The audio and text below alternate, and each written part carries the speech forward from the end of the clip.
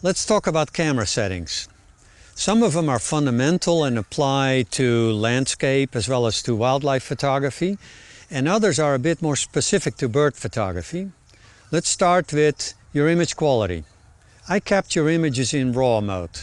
I know that some photographers capture JPEGs along with RAW images, but I think that's a waste of pixels.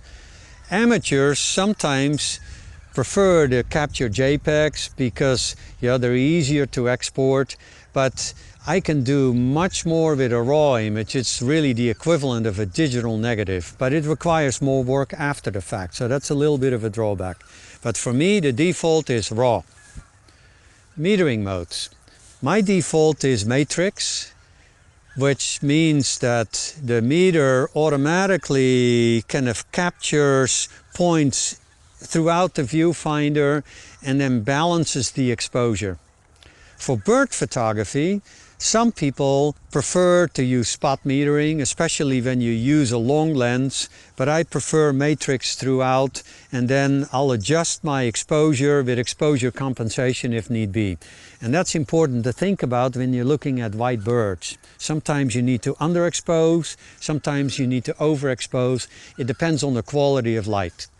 How do you set your ISO? In the days of film, your ISO was governed by your film stock, and you didn't have a lot of options. It was Kodachrome at 64, and then there was Ektachrome at 100, and sometimes you could use Ektachrome at 200, but these days the sky is the limit.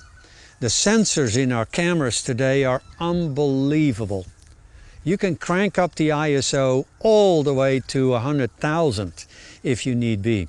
It's a dizzying concept to wrap your head around. But how do you deal with that flexibility in your ISO settings?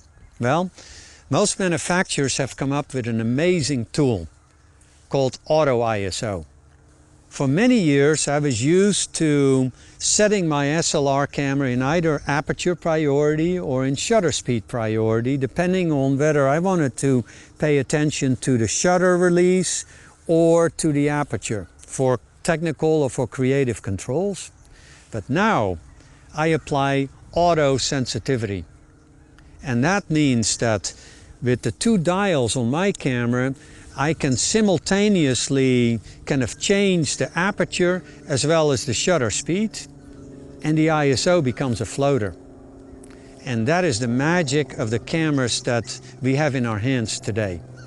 When I first heard about Auto ISO, I was a little bit puzzled by it, but now I think it's one of the greatest functions on my camera, and we're going to follow up on that as we are practicing with it in the field. White balance. My default is auto white balance.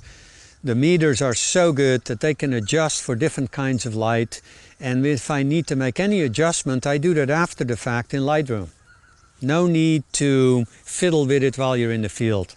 Let the camera do the heavy lifting that it is designed for, and you focus on the creative controls where it matters.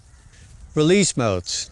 In bird photography, you want to be prepared for action. So my default is continuous low release.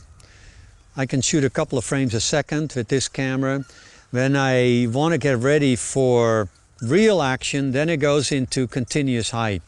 For portraits, when not much is changing, I switch it back to a single release because I don't want to waste too many frames that are nearly identical, that give me more work after the fact when I have to edit the best frame. Image stabilizers. I mentioned that some mirrorless cameras have that built into the bodies, but in my DSLR it's relegated to the lenses. So it's on all the time as a default, and I put it in sport mode because bird photography is very much like sport photography. A lot of action and it's unpredictable. Focus control. I started photographing birds back in the days when autofocus didn't exist.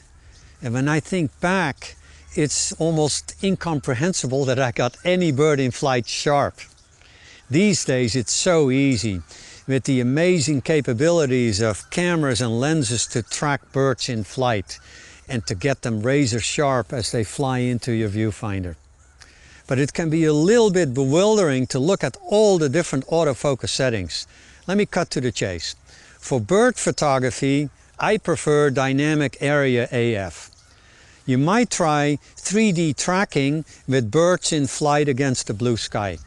And we're going to talk more about those details when we're practicing in the field.